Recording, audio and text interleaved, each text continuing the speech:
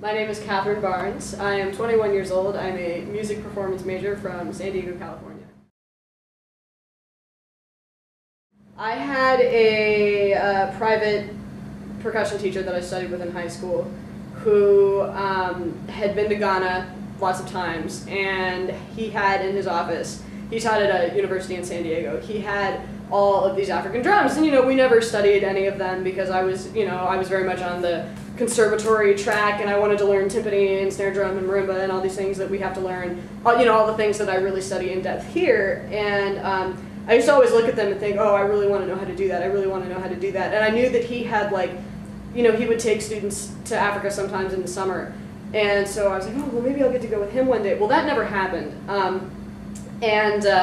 What wound up happening was I met someone here who was a sociology major, and she had gotten an undergraduate research grant to go to Tanzania, and I was talking with her, and I was telling her I really wanted to study drumming in Ghana, and she said, oh, get a grant. My research specifically, because I couldn't just get the grant to go over there and study drumming, I had to have a research focus, and so I decided to research the relationship between time in Ewe culture and Ewe music to time in American culture, or we'll say Western culture, like the European American tradition, but time in Western culture and Western music, because the thing that really interests me about Ewe music versus Western music is that time does not function in the same way at all. Okay, here in our music we quantify time. Okay, we have numbers.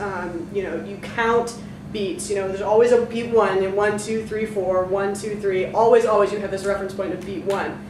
And in Ewe music it doesn't work that way at all. Everything is related to a bell. Okay, the bell is the conductor. Here, I'll show you right now. Check this out. This right here, this is the conductor for all of Ewe music. This is called that's 3 names, okay? It's either called a tingo, or a gankogui, or what's the other one? I think they just call it bell. Okay, so there you go. There's 3 names for this guy. And this rhythm that I'm going to play, this is the beat that they sort of organize all of their music. Okay, so check this out.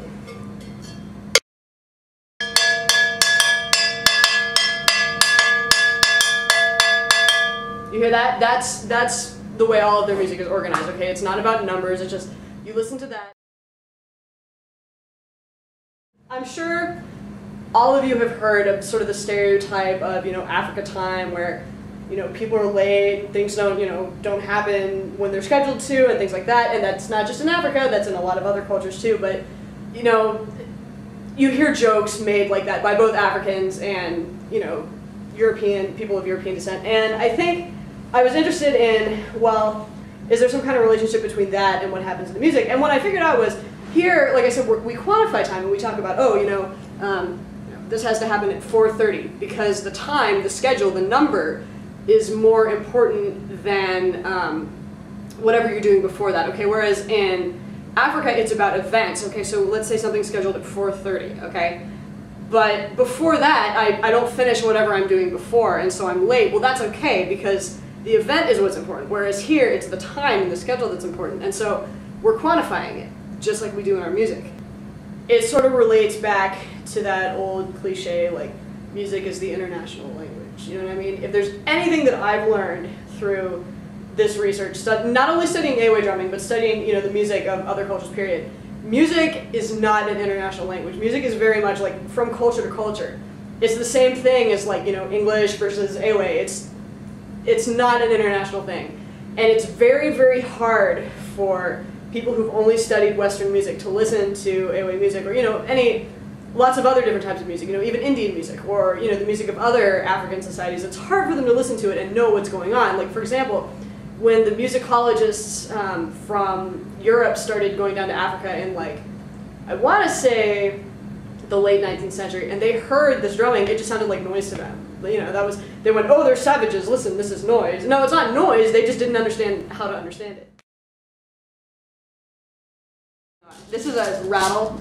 The Ewe word for it is hatsu, but they just call it rattle all the time. And some of you maybe are familiar with Afro-Cuban music, which has a lot of Nigerian influence, and they play the rattle like this, but in Ewe music they play it on their knee, okay?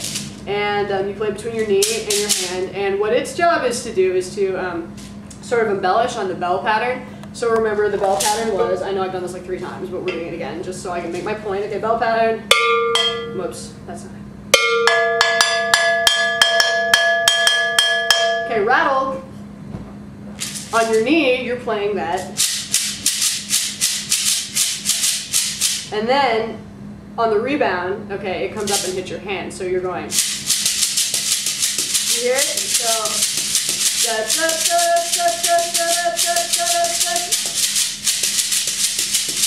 Okay, and that makes it, that helps you a lot with singing, because in the singing, the songs all start at a different point in the bell pattern, and some of them don't start like right on a beat, they start right after it. And so the rattle helps you, because you're filling in the extra beats with your left hand, and yeah, it also sounds cool.